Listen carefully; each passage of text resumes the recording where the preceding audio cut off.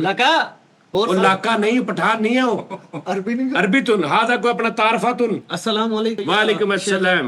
कैफ हाल या शेख अल्हम्दुलिल्लाह। अना अरबी नहीं पता उस्ताद जी शेख ओए शबाना जी लका यार हाथ पहले ना सिटन लग पो यार, एडे फ्री होंदे तुसी, आया वो बेचारा। अना बदतमीज हाँ थोड़ा यार तुसी इधर रखो ना भी भाई, अगला बाहरों आया। अना बदतमीज अना बदतमीज है अना तुम। बदतमीजतुन अना हरकतुन जाहलल मगलूल अला हुर्बी अला ज़ुकुर कुर्रत अला कुल माफिया ना ध्यान ना, जरा ध्यान ना। ये सारी तेरी जिम्मेदारी है, डिस्क्लेमर ला देना पहले। हैंड फ्री इकट्ठी कर लो। ना हैंड, नो हैंड फ्री। किधर तुम? अना अरबियतुल पाकिस्तान अल जद्दुल अना वाज मर्जी चक्कुन शक्तियां मुक गई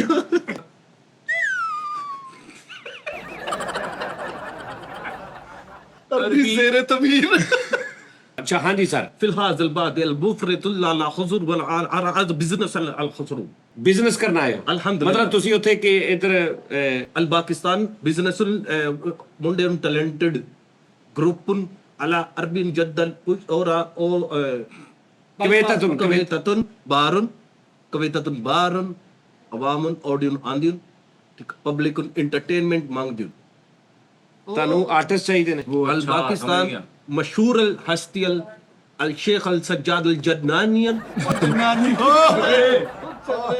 लांतिया ਉਹ ਜਨਾਨੀ ਨਹੀਂ ਬੇਟੇ, ਸज्जाद जानी। सज्जाद जानी अना सज्जाद जानी। या शेख हूं आई एम सिलेक्ट हूं कुछ करके हाँ पहले कुछ करके दिखा तुम। खुद कतारियां कर दो मैं। नहीं उन्होंने इतना नहीं हासा होना। हाँ। अरबी च कॉमेडी सीखनी पैनी है। अच्छा योर मून। योर इंग्लिश हुंदी है। हाँ अंता आजा अंता। हाँ अंता शक्ल अला थक्का कैमलुन या हाँ या थक्का हबीब। कैमल तो तुम ऊंट, थक्का ऊंट है तुम। या शेखू पोल तो बेंडे रेड़े तुम। हाँ हाँ यार ਉਹਨੂੰ ਹੁਣ ਤੂੰ ਕਿੱਦਾਂ ਭਿੰਡੇ ਦੱਸੇਂਗਾ ਅਰਬੀ ਚ? ओ आजा ये हादा हाँ यार आजा सिंगल डबल तुम कली जोटा तुम। جلنا हम मुश्किल माफिया कुर्रत अबसूर बना खशर अरबान दल कुल्लु जिन्नबी देख के कबिया देख के कबिया देख के क्या न भरावा।